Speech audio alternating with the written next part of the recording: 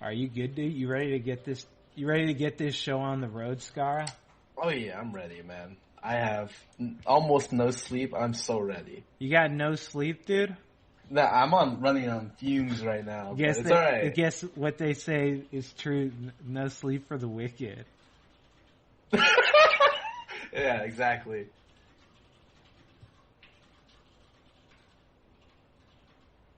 Did you actually think that was funny? Yeah. Dude, I think you're always funny. Hey, thanks, man. I think you're just a funny guy.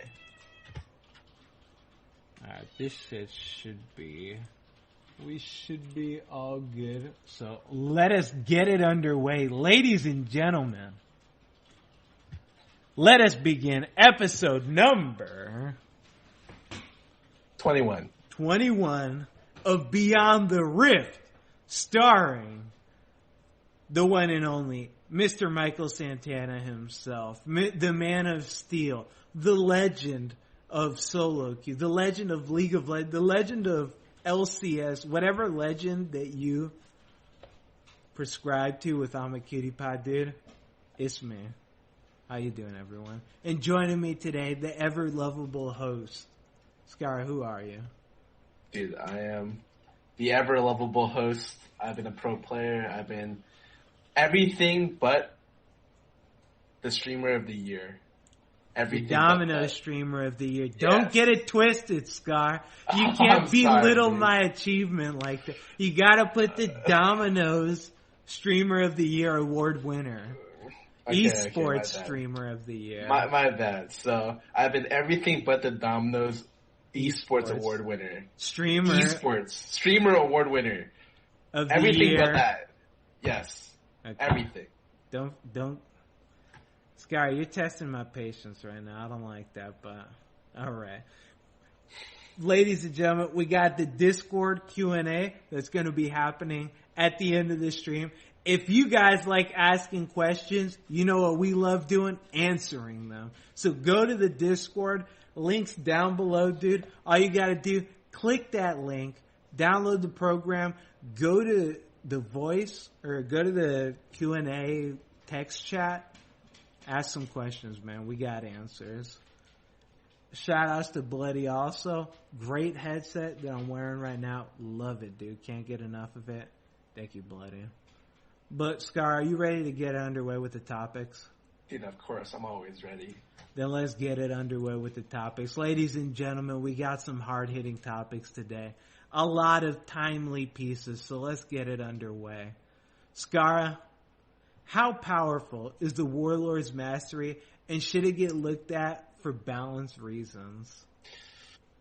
I remember last week we talked about how Fervor got nerfed and a lot of lane bullies got nerfed, which is why Lucian got knocked out and then Twitch and Vayne are back on the table, right? I actually think a lot of it is because Warlords is actually really, really strong. I remember it used to be that laning wasn't like super easy. If you took like 2 bad trades in lane, you just lost lane. You had to back. But now it feels like they give you, not only did they give you Feast, which used to be a lot stronger and they nerfed it twice. You also have Warlords for bot lane, which makes it kind of hard unless you want to tower dive them.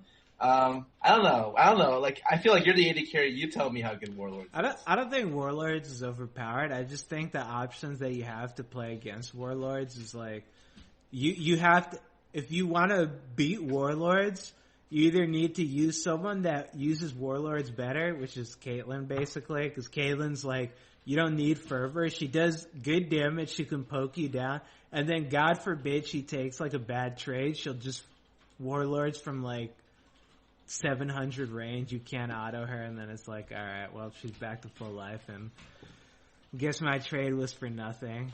Or you just all in. And there's no real good all in champion. Like, what are you going to play versus something that uses Warlord? Lucian? Don't make me fucking laugh. Champion's a fucking joke, dude. Good one, Riot. Like, Lucian, there's Callista, who's garbage also. All the ADs that basically go hard are just garbage now. So, yeah, Warlords is just running rampant. I don't know. I mean, I don't think that it's OP, though. I think that it's a pretty whatever mastery, and if Like, if the old fervor were still here, I don't think that people would just be running Warlords on everyone. But since fervor got nerfed into the ground, like, what else are ADs gonna take? Like, if you nerfed Warlords, I'd pretty much, like, I'd start thinking about taking, like, fucking 18 fucking 12 masteries and just not getting the last keystone. I'll just go, like, without the keystones, dude. Fuck the keystone. Yeah, I mean, I guess thinking of it like that, like, I remember when, if Thunderlords ever gets nerfed, then everyone would just go Deathfire Touch. And there was a period of time where, like, no one went Deathfire Touch because it was just terrible until they buffed it. So, yeah, maybe I guess Warlords isn't that good. But do you feel like when you're playing bot lane that there's, like, more sustain options for ADs that, like, take yeah, I mean, trades? it's so hard to, like, punish people with fucking the stupid feast thing that people run and the feast, the lifesteal. You got the D-Blade lifesteal, and then you have fucking Warlords. It's just like, unless I actually fully commit to it, it's just so damn hard to get people out of lane. It's like impossible. I don't know.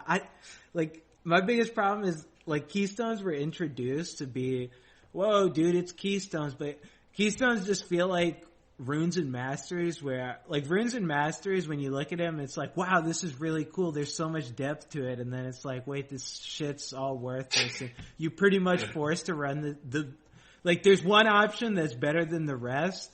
Run that or you're an idiot, basically. And then it's just like, okay. Like, for Masteries, for ADs, it's like, I can run Fervor, Warlords, or Thunderlords. Thunderlords is a joke. Fervor is not that great. Warlords, okay, I guess I'll just run Warlords. I don't know. I just don't really like any Masteries for ADs. If you, like, is there a Mastery that you'd like taking? Something that you can think off the top of your head that's not in the game right now? A Mastery that I'd like taking? Yeah, like, for instance, if you could just make a new Mastery, is there one that you'd be like, I want this to be in the game for bot lane ADs? Something for, like, trading, like, I actually really love the what is it? Fresh Blood. That thing is, if you could make that into a fucking, like, last Keystone, I think is the name of the big masteries, I would love that. Like, Fresh Blood's the one that your first auto does like 10 extra damage and it's on a 3-second cooldown, or every auto does like 10 damage on a 3-second cooldown. That shit's ridiculous, man. I love running that thing.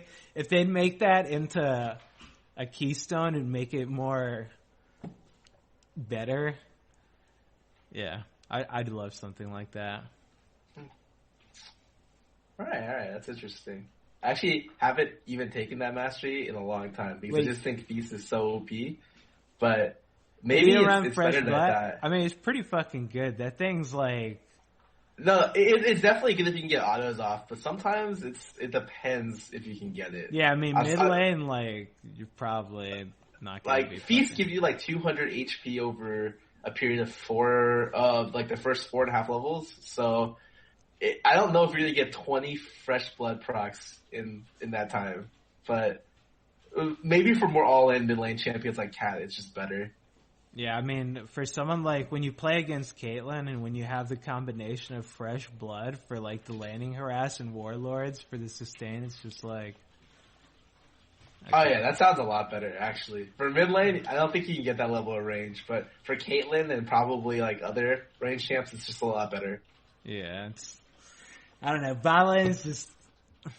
Dude, everything in bot lane sucks, man. That's fuck bottom lane, dude. Let's just go to the next topic. Say it. You say it. I don't know how to Gyeonggi? Gyeonggi? I don't fucking know, dude. Let's just call it Gyeonggi. Is playing this week on the preseason patch. It has been dominated by top lane tank.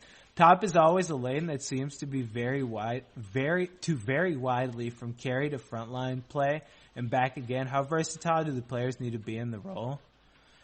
I don't know. I think top lane's like easily one of the most versatile roles because it really just depends on the meta that it is. Like when the meta, top lane's one of those roles where it's hard to remain the best at it because the meta shifts on it so much from you play like Maokai to, okay, Fiora's meta now to Nara's meta and then fucking, it's like all these weird champions that they're not really like each other, so I wouldn't really say that Fiora's like Jace, who's like Poppy, like none of these guys are really like each other, so I think you have to be a very versatile player to play top lane.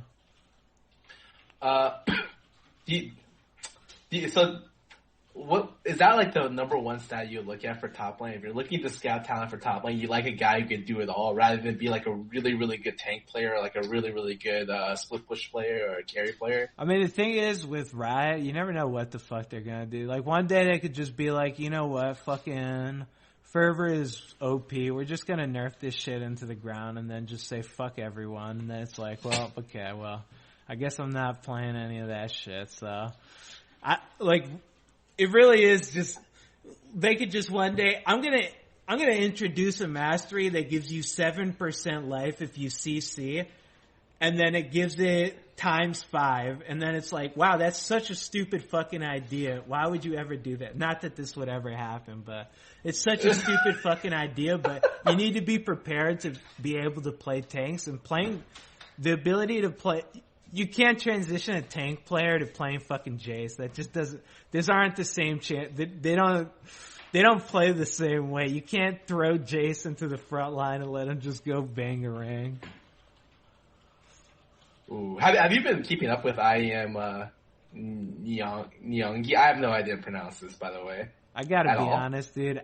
I've been watching it a little bit. I haven't been watching it that much, though. Okay. I was just curious if you thought that the new NA teams were playing like better or worse than you expected. That show, watching them in IM, dude, like, it doesn't fucking show me anything. I don't know if they won or lost, but even if they lost, it doesn't fucking mean anything because this is basically like a team building exercise for the team. Like, this is like a trust exercise? Yeah, basically. Like, the games are competitive, don't get me wrong, but they're pretty much worthless in terms of like, this is proof. These guys, like, Team Liquid's gonna be the greatest team fucking ever because they just fucking won this shitter. Team Liquid lost this game, garbage. They're never gonna have any chance in hell of winning anything. It's just, yeah. What do you think? Well, in one of our earlier episodes, we were talking about how, like, there should be more international tournaments, like, more off-season tournaments, and, like, actually, like, as I thought about it, the schedule's been really packed for off-season tournaments. Like, or if you include All-Stars into the mix, which is like a joke, right? It's not really competitive. There was like an IEM, All-Stars, and another IEM, and I didn't watch any of it. Like, I didn't watch any of the first one, and this one is actually on the relevant patch. It's like, yeah, like you said, it's like a team-building exercise. And so, before, when I was like super gung-ho about international events, like, oh, by golly, I wish we had more. Now I'm like, how do we make these events more meaningful? Like, yeah, events are so damn meaningless. What would make you watch this event? If the teams actually gave a shit. Like, I mean, like for your average viewer, it's like, oh my god, I get to watch my favorite team. This is awesome. But it's like these guys clearly, they never played together. Just like, all right, let's just fucking go to this event because IM's probably paying us because no one wants to go to this bullshit, and then we'll just play this stupid ass game, win or lose, who gives a fuck? We're just gonna go home and then actually practice for LCS. So, like, there's just no urgency to the games. There's no anything to it. It's like how I'd feel like watching if they took away. Like, I always talk about this, but if they took away relegations, it's like how I'd feel watching, like, last place teams. It's like, okay, this team's 1-8, the other team's 0-8. I mean, who really cares who wins, right? I don't know, there's just, you know what I mean, right, Scar? No, I know what you mean, though. By the way, I dropped on the call, so I recalled you real quick. But, So like, for instance, when getting like a ton of prize money help, like let's say IEM just like this was a tournament that was a $250,000 tournament. It's like equivalent to like a major. Yeah, that'd be cool. I don't know. Maybe I'd watch it. Like the teams would care. Like again, the biggest problem is like the teams realistically they don't give a shit, dude. They're just going there because I'm like positive that IM's like someone please go to this tournament. We'll pay you to play in this shit regardless if you win or lose. And it's just like, why the fuck do I care, dude, about this tournament? We got fucking. What was it? It was like fucking. Who are the teams there right now? It's Immortals, Team Liquid. What should we call it? Dark Passage. There's the Russian team that Edward's on, which completely slips my mind right now. But and then there's a Samsung and KDM. Or Condu Monsters, yeah. Oh, and you need to mute Skype real quick, so it doesn't double reverb. Like that kind of shit's just like, I mean, this is a cool cool dude. So then I ask you this: is it possible for a non-riot event to Hell no, dude. IM's fucking garbage. Dude, don't even get me. I'm not even talking about like how garbage production IM is, dude. Don't get me started on that shit. Like I think if it's a Riot run event, it'll be fantastic. I'll love it. I'll watch it, dude. It'll be a lot of cool games, and I'm sure Riot will like make sure that players do their best and all that shit. But if it's IM, it's like, all right, 3 hours of commercials, one game, technical malfunction, fucking headphones don't work, another hour of commercials, just casters rambling on about whatever the fuck they want. All right, another commercial. It's just like, dude, I don't care about this shit, man. I don't know. It's just the whole package. It's the whole package of it just makes it so.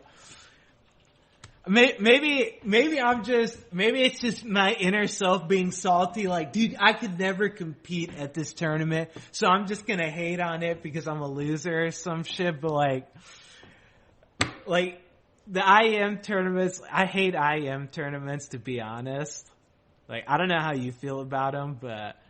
No, I strongly don't like IEM either. And as a player and a spectator, like as a player, there are a lot of technical problems. And as like a spectator, there's a lot of delays, production problems. So it's just like, dude, I remember wait, was that MLG or IEM? I just remember. It was every event, dude. Every event had like crazy problems. I remember one of the MLGs, like we were like, you're only allowed to practice on the minion. That's it. You can't practice on Summoner's Rift. Oh, yeah. Dom. Do you remember that? Dom got so mad. He went up to one of the refs. He's like, my entire role requires that I jump. Wait. Like, what was that? What was that for? I thought that was that a fucking rule that they made? Yeah. So, Chad, we had a tournament where we got there and we wanted to practice early. They told us, you're not allowed to play on Summoner's Rift because it'll give you an unfair advantage. You have to practice on Dominion. It's like, what the... Like, do you motherfuckers even know how this game works? Like, practice what on Dominion? Like, that's not League of Legends. That's fucking Dominion. Oh my god, dude. Yeah, Wait, what was the IEM event where they put us in like the clown shack, pretty much? Do you know? I think that was Hanover. Yeah, we got put in like a children's hostel, like, because it was like the cheapest place in the area and in the middle of the woods. So it was just super creepy because you walk in and up the stairs and all around are just like pictures of clowns, and like the outside and like is just like it's like one of those horror movies where you see like the one lone seesaw in the middle of the woods and you're just like, I can't go outside without dying. And yeah, I thought we were gonna get fucking killed, dude. Like, to get to the bus, to get over there, we had to like trudge through the fucking swamp or whatever. I thought someone was just gonna get fucking picked off right there. Someone was gonna come through the woods and just grab one of us and run off, dude. Dude, IM events are legit. I love them, dude. But I can't watch that shit. I can't watch that. No, I'm with you as well. So I guess it's just not possible for there to be any kind of urgency. Unless some random third-party tournament is just like, I'm going to invest $1 million. This off-season tournament is going to be $1 million tournament. I just won't care enough. I guess, in the end. Yeah, like I'm not a Riot sellout, dude, but like people hate on Riot all they want. Their production is fucking fantastic, and that's what makes the fucking shows half the time. Like I can't watch IM because I know they're gonna fuck it up, and it's just awful, basically. So, yeah. Amen. Yeah. Let's go to the next topic then. There have been a lot of roster confirmations in the past few weeks. Which has been the most interesting? Yeah, I'm interested to see Piglet again. I gotta be honest, dude. I was never really sure about Piglet. Maybe he never got his chance to shine, but I'm excited to see how well he can do.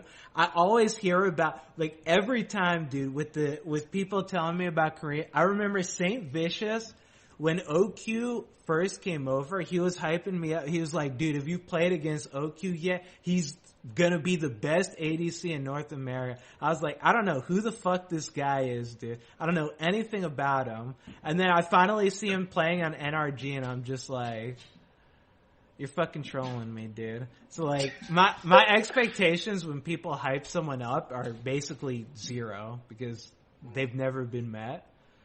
So I'm excited to see how Piglet does, but I'm not. I don't know what'll happen though. I'm actually looking forward to Golden Glue.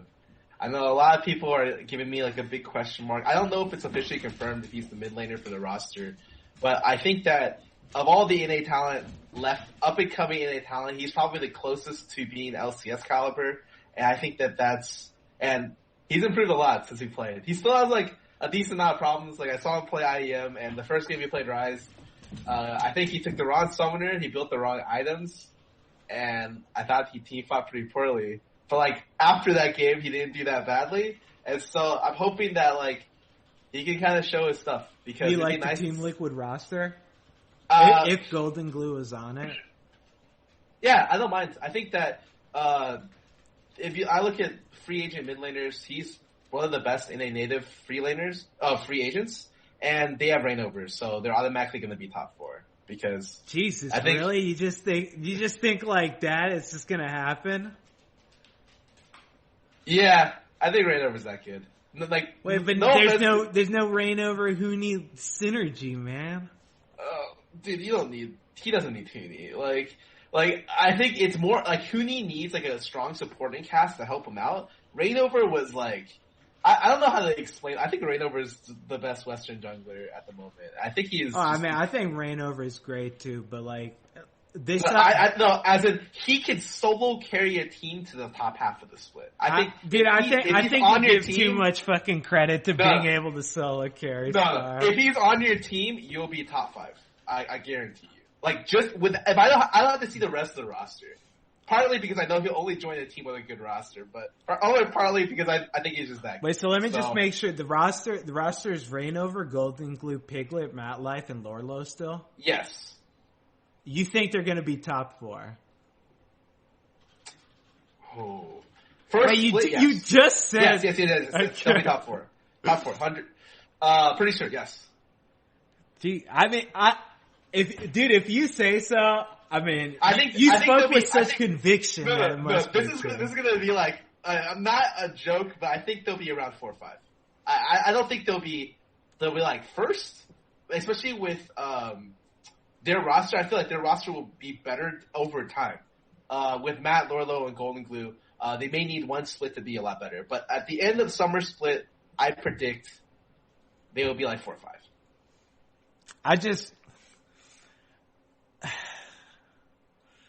I don't know, man. I don't think that. Maybe, dude. I just don't see it with Lorlo and Rainover. That doesn't seem like the 1-2 duo. Yeah, it's not the 1-2 punch, dude. That's like the one guy beating. I don't know. I don't know, dude. Where do you think they're gonna end? If you're like, there's no way they'll be top 5. What position? I feel like there's so many people have picked. It's so hard to predict where any of these teams are going to be because all the rosters they just said like this year NA was just like fuck it, dude. Let's just buy everyone and just fuck everything up. Who gives a shit, dude? Like I don't think that they're going to be top 4. Okay. Maybe 5, 6, top 4. I don't think I could see that.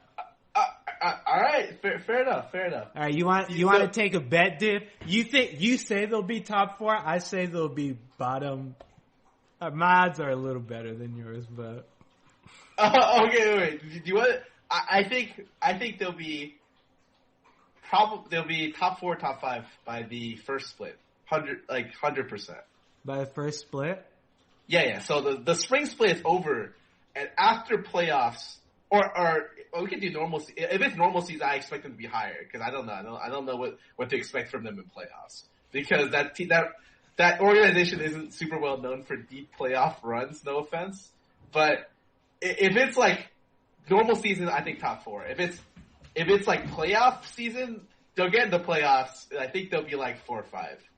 Yeah, but, I'll bet you $100 they'll be bottom 5. You think they'll be top 5?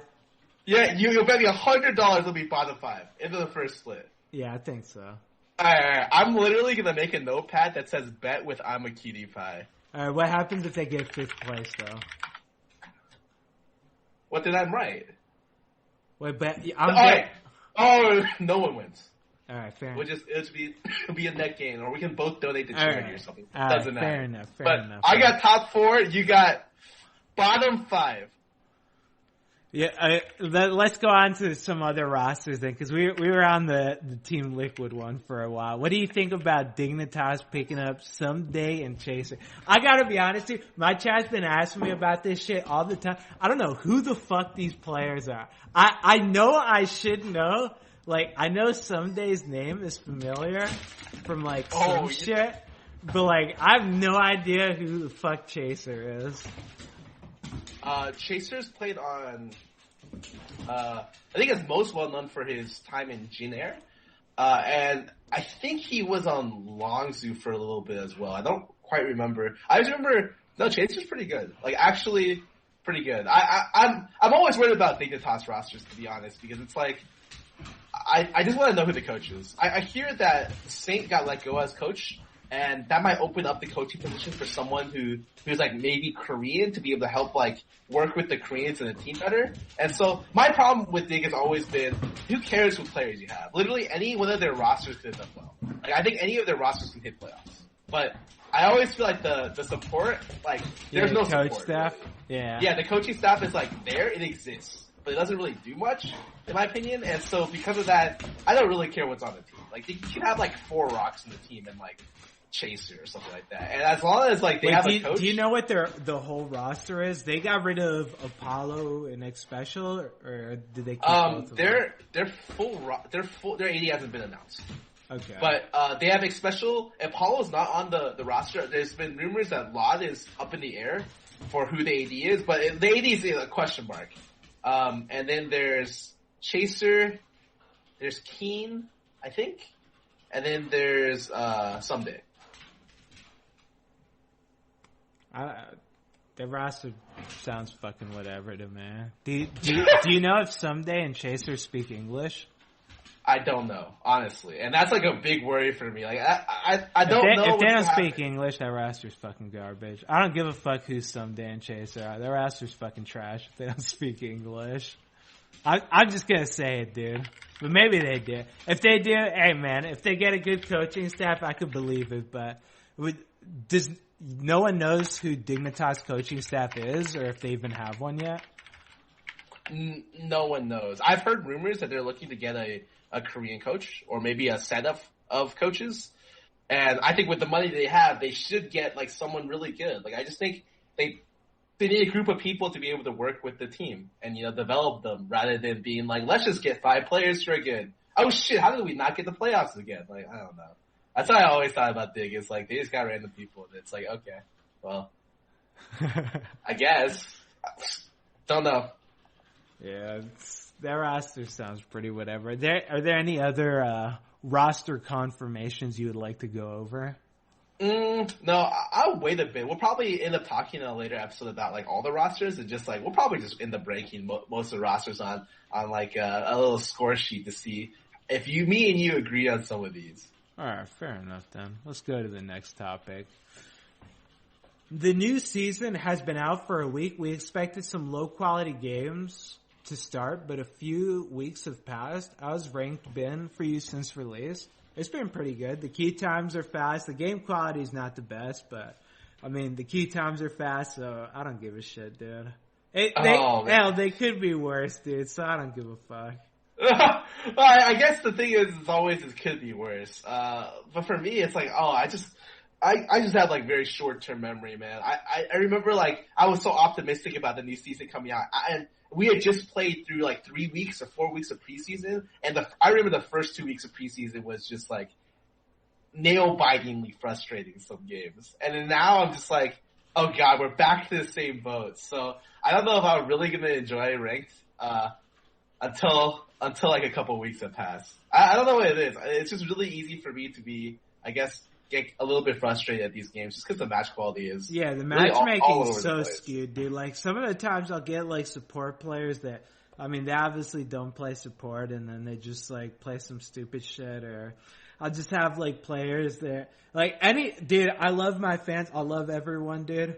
If anyone tells me I'm a big fan, it's immediately a red flag. That shit's like, no, get me the fuck out of this game. What am I doing in this game? Anyone that tells me, I can't believe I got Cutie Pie on my team. The amount of times I heard that, oh my god, Cutie Pie, is that really you? I want to play support. That's like, no, you're not playing support. Get off that fucking role, dude.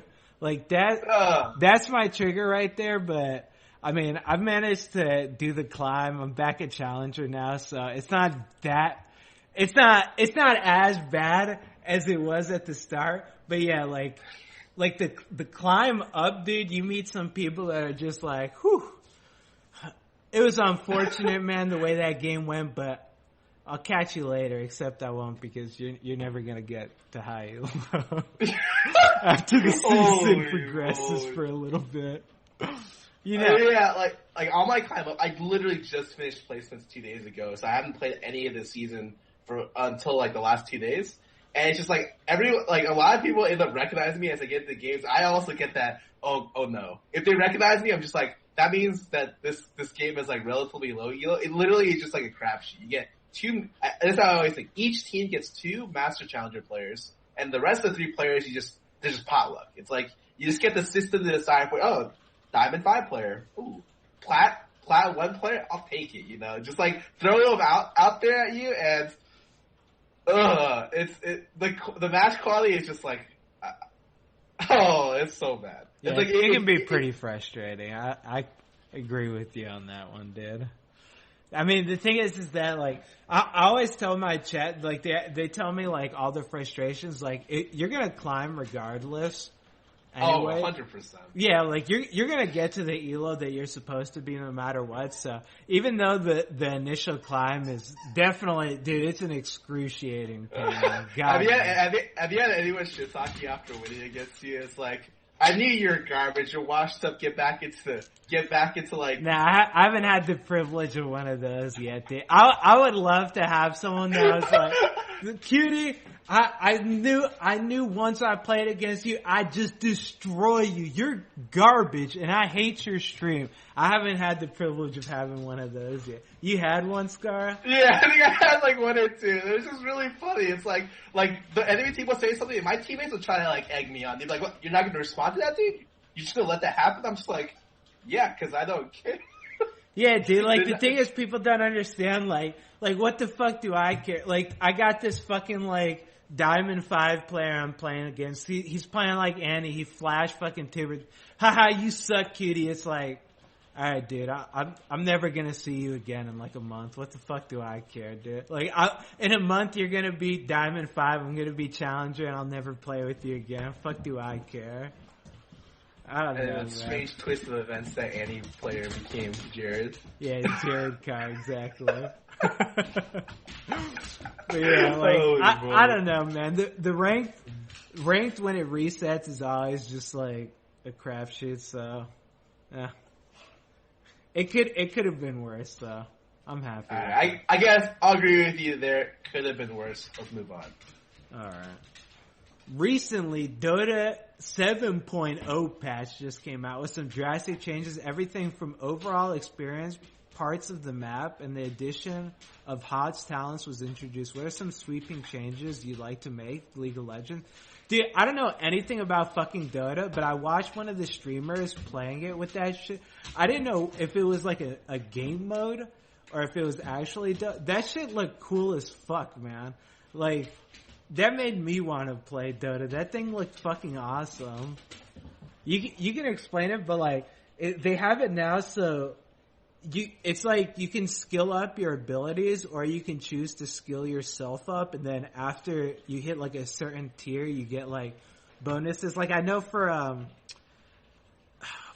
I think I was watching someone play Morphling. When they put like 5 points into themselves, they get like 500 damage on one of their abilities. I was like, what the fuck is this, dude? Oh, I think that's just based off the character, but the new HOTS talents are like at level 10, 15, 20, 25. You get one of two choices to, it's usually like stats against something else, or you gain more experience, or you have like lower death timers. Like there's legit one that's like you get 30 seconds off your death timer.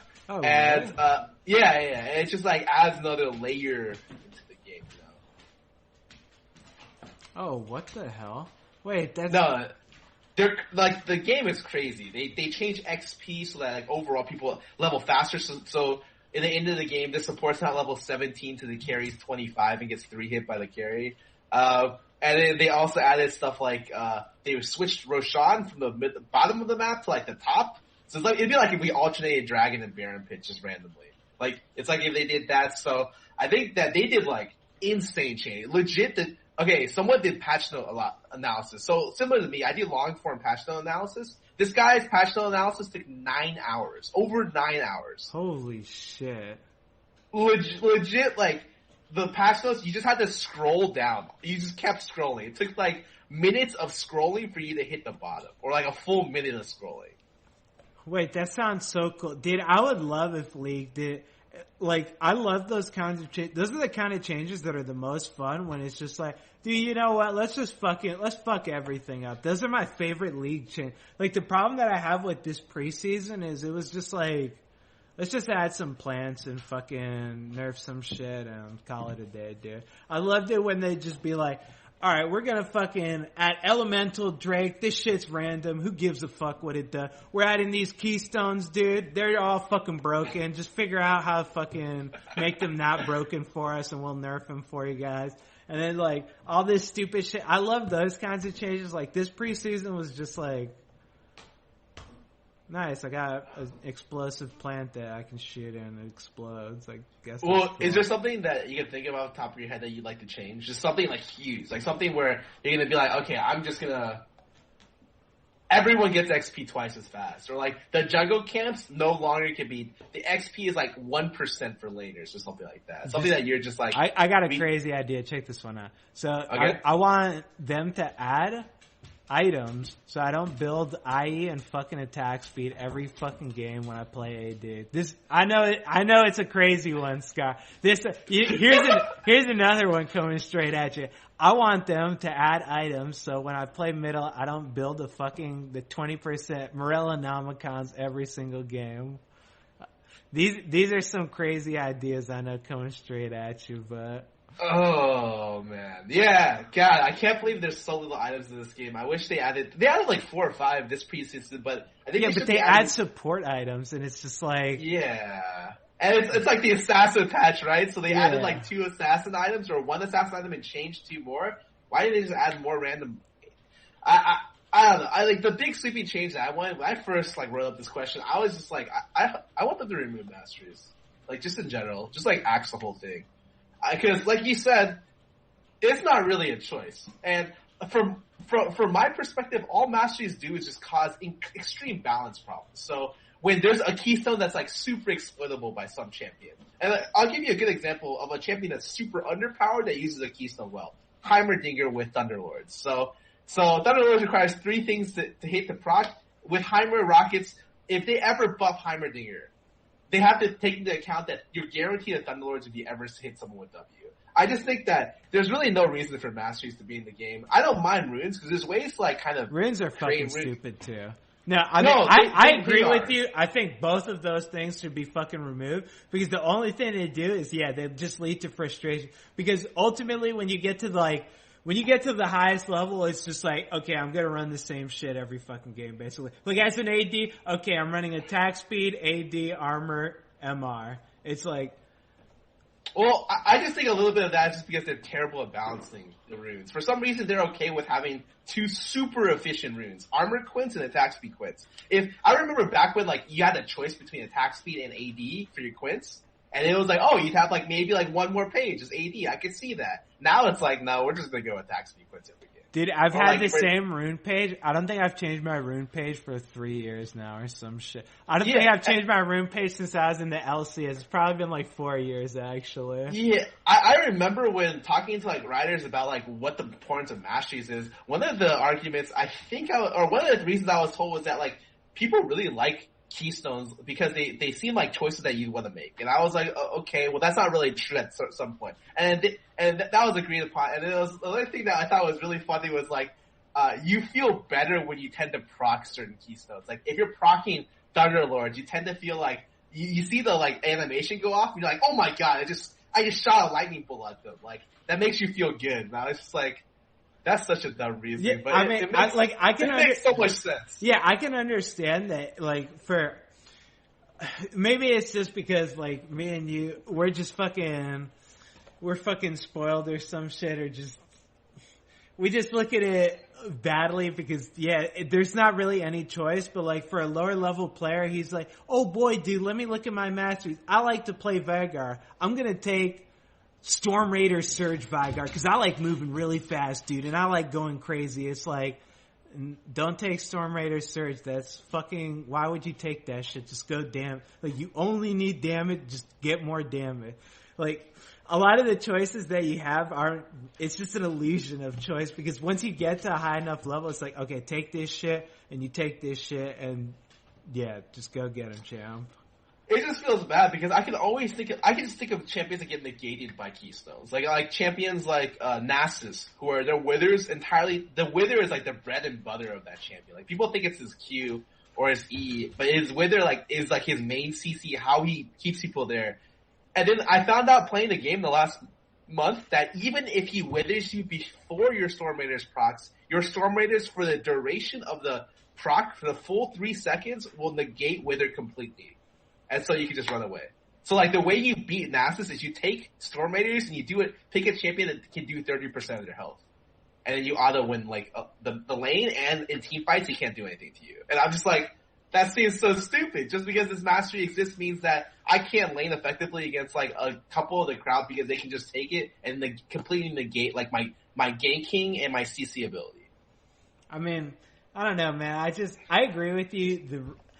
If anything, I'd want them to get rid of runes because runes just, they're there. Let's be honest, they're just there to make Riot money. That's the only reason they fucking exist. Like, that shit's stupid as fuck. There's no choices in it. Like, okay, man, like for AD, I run the same shit. Like mid, you can change up your runes and shit, but it's usually you just want to run fucking CDR and AP and all that dumb shit, scaling health and all that garbage. And top lane, different champions and stuff. Like, there's not really any choice. If you fuck up your runes, there's no going back. And if you fuck up your runes, it's so detrimental to you. It's like almost an auto loss. If you're like an AD carry and you take AP runes, you're pretty much, you lost basically. Because you're gonna have no armor, you have 15 AP which is worthless, and then you have to lane against someone with attack speed, AD, and fucking armor. It's like, okay. I want to say there's more options, but not for the AD role. Like, I think for like the other roles, like if you there's like a choice between like armor quints and like armor flats, health scaling, health flats. Like there's like at least some sort of variation there outside of the AD role, which I agree with you is like completely just like super one-dimensional. Mid lane is like this 10% scaling CDR with like the magic pen health scaling AP. But I think like top laner, jungler, and support can have like maybe the most variety in terms of their choices. But I mean, that's something that I feel like should be done eventually, like in the long run. You know, the reason why Dota added the HOTS talents. I don't know if you remember when Dota was back in Warcraft 3, but they had plus stats. Do you remember that? I never played Dota originally. Oh, okay. Well, in the Warcraft 3 agent, like as you could choose any of the normal abilities level up, or you can give yourself like +2 stats, which gave you like strength, agility, and intel +2, which means you were like slightly more health, slightly more damage, and you attack slightly faster, mana regen slightly more. And that's like such an archaic system. It's something that was kind of there since the beginning. And 7.0 for Dota, the patches ended up like just annihilating those. That's what they replaced for the HOTS talents. So I thought that was like really smart, taking and getting rid of stuff that's like kind of outdated. And so I do kind of wish in the future runes and masteries get removed, but like definitely masteries because I just don't think I don't know how you balance the game with masteries in the game. Like I actually have no idea. Like it must be so much more difficult to balance the game, and just balancing like items. It's like, okay, so do I assume that everyone has 30 MR, or do I assume that everyone runs like 12 MR mid lane? So that the balance assassins, like every assassin mid lane matchup just runs 12 MR. But if they can be balanced normally, or if you can balance items with the idea that people don't start with 10% scaling CDR, then I think the game is just a lot easier to work around. Like if I balanced for Riot, I would have like an aneurysm just thinking about how to balance around all these things that I don't want to balance around. I just want to balance around like the other champions and their interaction with items. I don't want to worry about like these runes, these stupid masteries, and like, oh shit, in the fringe case that this champ's super OP because of this. Which, yeah, actually, you're right. Now that I think about it, maybe people don't give Riot enough credit. That must be fucking miserable to try to balance this stupid ass fucking game with these stupid ass runes and master. Cause yeah, if you're coming up, hey, this is a great idea, dude. Let's come up with fucking lethality. Oh wait, everyone runs 12 fucking flat armor level 1, and now I get my lethality. This shit doesn't do anything cause the target has like 50 armor at fucking level like 8. There's just so much, cause you have to take into account too, like, what if they don't run that? And then it's just like, okay, you're gonna one-shot them. But what if they do run it? Well, then you're not gonna do anything and it's fucking worthless. Like, how do you get to the middle ground? Do you just assume people are just stupid as hell and just go with the least optimal thing? I agree with you on that one, dude. Like, this game's a fucking mess, dude. They need to just axe both those fucking systems and just like work on items that are like fun and interesting, and I'll be happy, dude. Even though I give Redemption like a lot of shit, like I think the item is completely busted, like super overtuned, disgustingly good. I want more items. It like at least made Riot's doing something new. You know, I want more active items or more items like that. And so that in certain situations where you'd want an AoE heal, you take Redemption. And in certain situations where it's like, oh, as the AD, I want like an AD armor item. Because I'm playing against like 4 ADs, there's no such thing as an AD armor item in the game, right? So like, I think that just having more options for itemization is just so nice. And it feels really bland. I agree with Keith completely. When you don't really have your mid-game options in this game are your components to your late-game items. And I think that's like, I don't necessarily know if that's the correct thing to do. Yeah, I agree. Like, hopefully Riot listen. This one right here, dude. Riot, you better listen to us right here, and you better pay us for these ideas, man. Let's go to the next topic. There's some changes to EU and NA-LCS in the next year. The most interesting being the EU draft format with 2 LCS groups. It's the Nemesis draft where teams draft other teams into the opposite group. Thoughts? I don't understand what the fuck. Okay, I'll explain this to you. So next year, EU LCS is going to use LPL's format, which is there's 2 different groups. Each group has 5 teams. So what happens is they're going to do a draft for these groups at the very start of the season. I think it's in January. The very top 2 teams in Summer Split hold the top 2 positions. First place starts first on one of the groups, and the second place is on the other side of the other group. With first place drafts the team they want to put in the other group. Oh, and then that's actually kind of cool. Isn't that sick? When I heard that, I was like, that's so cool. Like, oh my god! I'd love to see that in LCS. Like, this is the first time Europe has ever. Why are they doing that just for EU? I think they're just experimenting with the LPL. Why do they use EU as like an experiment? They use it as fucking foster child. Legitimately, EU and they have different coordinators. I remember talking to Riot specifically about that, and the coordinator of each region gets to decide like how they want to do stuff. So the best of twos was not due to like NA's deal. It was because the EU coordinator was like, I want to do best of twos. And so this time they're doing the LPL format. And what the difference between the two groups is that inside each group you play everyone twice. So it's a double round robin. And then you play across the groups once. So you play twice as many games against the teams inside your own group. So like, I think it's actually super sick to have this type of draft. And because you can just like create like really hype groups. So like you're essentially just giving the other group like the team that's the best. So you're just like, you know what? I don't really want to play against TSM. You guys can go over there, you know? And I think that just adds like, it's really cool for the spectators, for the fans, because you're just gonna be more like, I don't know. I feel like it builds hype to the season very well. No, I agree with you. That's like awesome. Being able to have the teams. So if they suspect that Team Liquid's gonna be a top 5 team, they'll be like, well, let's move them over. Let's move them over here. Or if they think like me that they're gonna be garbage. Let's not move them, dude. And that's actually a really cool drafting system. I didn't understand what that was, but I would love to see something like that. I feel like I don't know how balanced in terms of making because I mean ultimately I'd like to see like the first and second place seeds playing against each other. It'd be the whole season this like 2 group system, and then playoffs is like normal. Yeah. But yeah, the first and second seed from the first split would only play each other once because they're on opposite groups, so you only round robin once across the groups. But I think that's okay because the normal season is just there to create the playoffs. Like I think the normal season just has to be interesting enough that people tune in week by week. Yeah, and so not only are you looking at the ladder rankings for the overall league, now you have separate ladder rankings for the groups.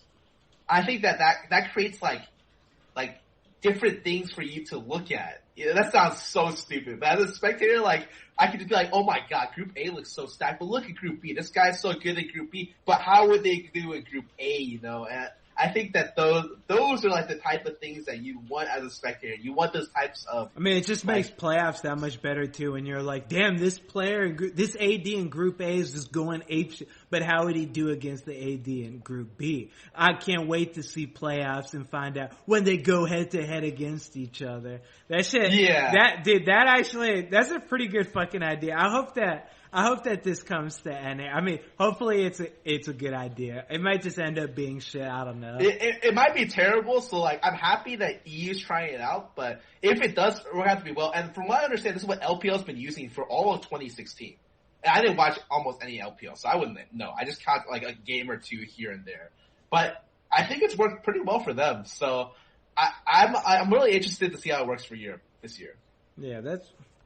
Good on you, Riot Europe. Good shit with that one. I like it. Let's go then to the final topic, Scar. The Discord live Q&A, baby. Ladies and gentlemen, get on the Discord Q&A. Ask us some questions because we got some answers for you today. We got some real good answers for you. So let's go ahead and find some questions that need answering. Right here, right now. King Cacao wants to know thoughts on KT's finalized super team, Scara.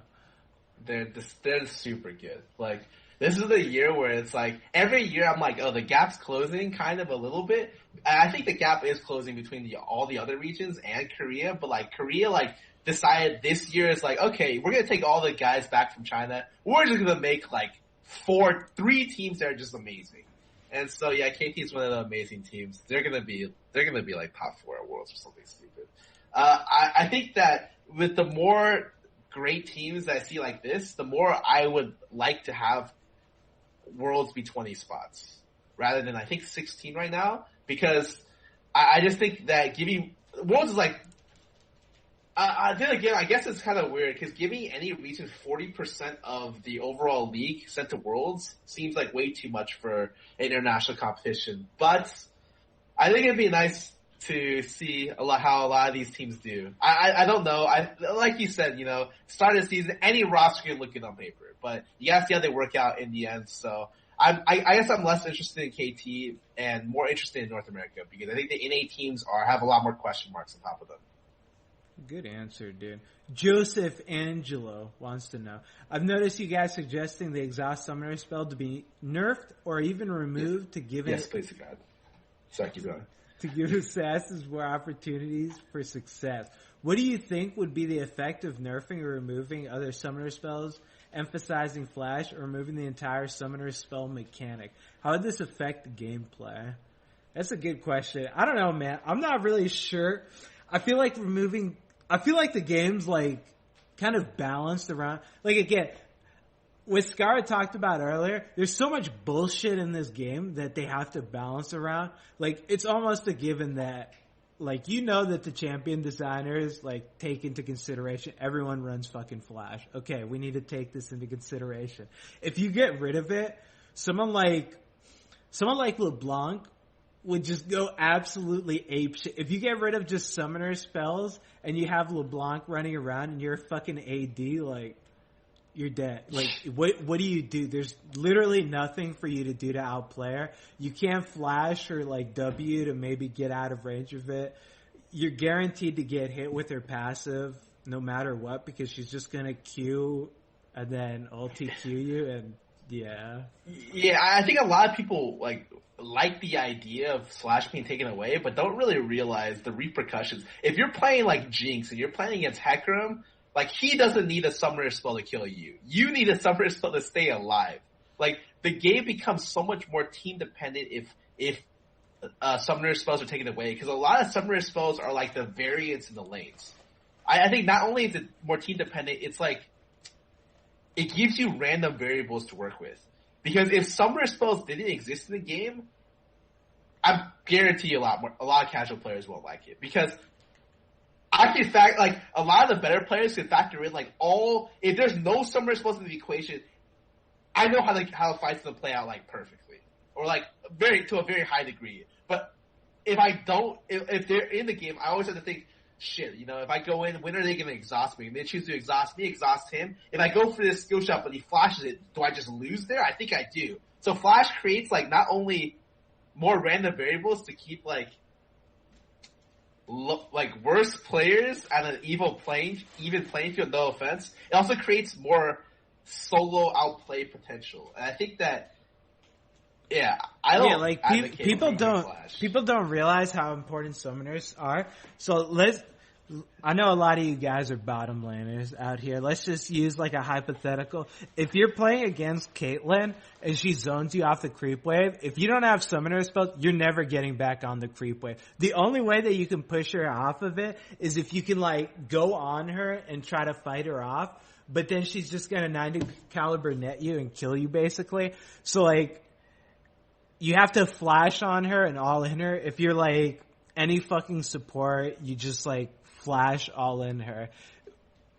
And they know that, so they don't do, you rarely ever see that happening. If you get rid of summoner spells, there's just so much that would just get fucked up. Top lane, I can't even imagine playing fucking top lane, dude. You wouldn't even be able to touch the fucking lane. If you're against Riven and you don't even fuck up once, if you get off the creep wave, if you mismanage the creep wave, auto loss, dude. You're never gonna touch the creep wave again. This champion's gonna run you down the entire lane and just kill you. The game against balance around summoner spells because everyone takes flash. I'm pretty sure the game designers know that and they balance accordingly off of that. You would just see Riven every fucking game, just running people down. You'd see bottom lane, whoever gets the slight lead gets zoned out permanently. Jungler, whenever he ganks, if he's playing any remotely good ganking jungler, you're dead 100% if you're not on your tower. There's just so much fucking... we can't even like begin to imagine what it'd be like because it'd be such a fiesta. I think it'd be terrible. Like just straight up, like it'd be also terrible from a balance perspective because you're literally asking like Riot to redesign all the champions that can do damage. Because now that you're under the assumption no one can heal or barrier or exhaust anymore, then any champion that can do more than 50% of your health bar in one go is like immediately broken. So you have to redesign like all assassin champions again, redesign like all like bruiser champions, like redesign like everything. And it's just like, shit, dude, just keep the flash in and then work, like add more items. That seems like the much better system to work with than remove like the core part of the game. I'm into that one, dude. I can agree with that. Let me see. My man, Cloud Unlimited. Hey, Kitty, why don't they change how Challenger is? Like, make different tiers for each roles. So you're saying make a Challenger tier for top lane, Challenger tier for mid lane? I think that'd be a cool idea. The thing is that realistically, there's not 200 players in each role to fill out a challenge. Like, if you're asking for 1,000 Challenger tier players in North America, no, there's 200, if even 200. So I just think it's like, well, that'd only be possible if you can guarantee your role every single game. But like, no one, if I'm playing mid lane, what are the chances I get mid lane 100% of my way to Challenger? I'm going to tell you right now, it's the most contested role in the game. I get mid lane maybe 65% of the time. And so it's like, yeah, put me on the mid lane ladder on Challenger, but wait, I have 35% support games. Like, yeah. Am I a mid laner or am I like half a support? Like, it's like a ladder for other games. Like, Blade and Soul has separate ladders for like individual classes, as well as an overall like 1v1, 2v2 ladder. I think that works. Oh, that makes a lot of sense in their game. But when you come to League, like that makes no sense. Yeah, it'd just be a fiesta, man. You know how it goes, dude. Let me see now. This guy, Ed, wants to know, hi, Scar, what do you think of Rylai's change and how it affects the effectiveness of mages like Karthus? Yeah, it sucks for champs like Karthus, but I don't think it's that bad. I think Rylai's, like usual, was just the scapegoat for AP problems. The problem in the game is that AP itemization sucks, and just like almost every itemization just sucks in general. I think that there's not enough items in the game in general to make choices, and Rylai's was like the immediate problem child because everyone was rushing Rylai's. And everyone only did that because death cap is so expensive you really can't get a second item except for on very specific champions. Because like you need first item CDR because it's so important, and then you need second item. Like the second item burst is almost always better without death cap. Like death cap scales based on how much AP you have, so the more items you have. So once they nerfed death cap cost to like 3,800, some stupidly high expensive number. What ended up happening was people only had two choices for itemization. You can either go Ludens or Rylai's. Or Rylai's just also makes you a little bit tanky and give you some utility. Alright, we're just going to Rylai's. Makes you a little bit tanky, dude. Come on, man. Oh, okay, it made you a decent amount tanky, but now people are just going to get Ludens, and it's like, nothing's going to change. Like, the mages that were OP with Rylai's are still OP. Because it's like, wow, Syndra used to be able to slow you with Rylai's, but now she can just kill you with Ludens. So, I think that Rylai's was just a really big scapegoat on AP itemization in general. I think that, yeah, it should have been nerfed, but it doesn't really change the relative strength of other champions, except for maybe really, really nerf the champions that hard relied on Rylai's. Champions like Mordekaiser and Karthus to some extent, but even Karthus, I don't think it's that bad. Like, there was a way to play Karthus without Rylai's. Like, you would just go tier Roa, and I think you might just go back to that. Alright, fair enough. My man, Lalia wants to know, if you got an offer from Riot to be on the balancing team, would you accept it? How good do you think you'll do? What do you mean if? If. No, okay. I wouldn't accept it. I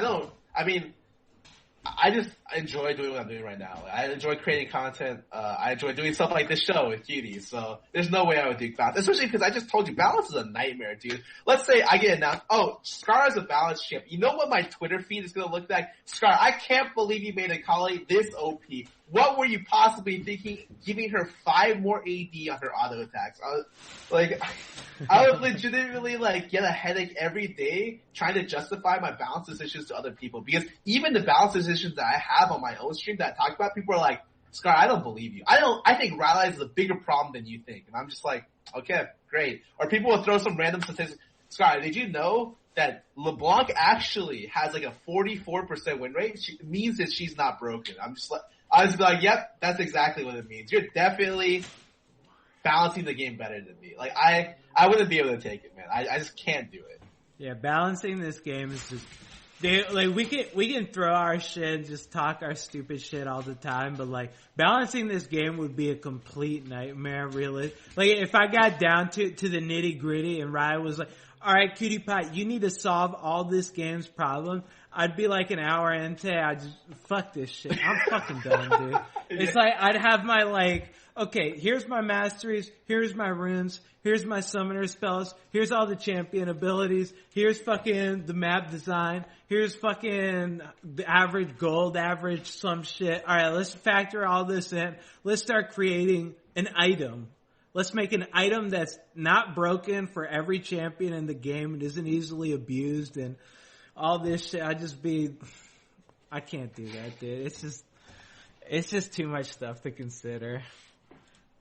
I mean, I have a lot of respect for people who work at Riot, because if you balance an item well, no one talks about I thought that them 80s not rushing IE was a step in the right direction. The BF for gold cost decrease, that was really smart.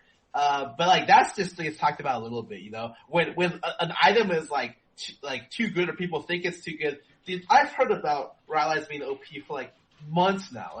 My God. And in the entire time, the amount of people I've heard Rylai's is so OP, and they're the same people who tell me Syndra's not that good. Ryze isn't that good. Look at their win rates against these type of champions in this situation. I think the champion's okay. I definitely don't think it needs to be nerfed. I think it's definitely fair that with Syndra you can get one shot with 7 balls. Yeah, I mean, the thing is that I agree with you. People don't give enough credit. I remember when the attack speed items first got introduced. Dude, when I played, there was fucking one attack speed. It was Static Shiv, where you could build Runon's Hurricane, I think, but it was just complete dog shit. You could not ever build that thing. So it was just Static Shiv every game. They introduced the 2 new attack speed items, reworked Runon's. It was wow, dude, this is all pretty cool, dude. No one talks about that shit. No one gives a fuck about it, dude. But dude, shout outs to you, man. If whoever did that change, you actually gave me a choice in this fucking game, dude. Before, I built the same fucking item every single game. I mean, basically I do it still on Jin. I just go Essence Reaver, Rapid Fire Cannon, or I go fucking IE, Runon's Hurricane on all the champions. But dude, you, for a moment, dude, you were you gave me the chance to be do I want this item or this item? Oh wow, there's choices, dude. Being able to make those kinds of subtle but nice items, that shit doesn't happen that often. So I wouldn't be able to do that either. No one would appreciate it. I'd just get flamed the entire time. I'd just be man, fuck this shit. I'm done. Let me see now. My man D God wants to know, Ascar, thoughts on Team Gates? What do you have to say about the rumors that put you as the next Team Gate ADC? Team Gates equal D Gods. Scar, what do you think about D Gods and Team Gates? My honest opinion is, PSG, I don't care. So what's your honest opinion though? I know you're a D Gates fan. I know you're a Trick 2 motherfucking G fan. I'm not completely invested in the Challenger scene, and mainly because I think the Challenger scene's, and like I said before, complete BS. A good example is the NA qualifiers just happened, and on TR, there was not just CLG Black getting eliminated by Toronto, but on literally the last day of the event, they hold it on like some random server. I think the tournament realm server just ended up being in a different location than the actual live servers that they played the entire qualifiers on before, and so like people who are like more West Coast just got like better ping on there, and I'm just like, wow, that seems like a great competitive integrity. I don't know. Just in general, I think the Challenger just kind of sucks. And unless I have a team in Challenger, or I have a player or that I directly like, I don't really care that much. And so, yeah, you're gonna have to do something more than throw like trick on a Challenger team's name and have me be interested. Maybe if you throw Kitty on a Challenger team name, dude, I'd be interested. If Kitty was like, Scar, I'm making a team, dude. I got this guy for mid lane, and I just like say no more, dude. I'm already there. I'm your biggest fan. But like for me, like me and Trick aren't like super close. Like I like the guy, but he's not a big enough draw for me to care. Hey, Trick TG, you heard the man, dude. I'll get on that team to the mouth, man. I know how you do it. Anyways, that's it for the question and answer. That's gonna be it for the Beyond the Rift, ladies and gentlemen. Thank you for tuning in. If you guys like Beyond the Rift, make sure to tune in next Thursday. But that's gonna be it for us. My beautiful self will be leaving now. Scar, if they want more of your beauty, where could they find you? I mean, on any magazine cover in the world, or on Skara at Twitch TV and on Twitter. I'll be streaming right after this, so you can come and chill with me. Ladies and gentlemen, hope you have a fantastic day, and we'll catch you next Thursday, my friends.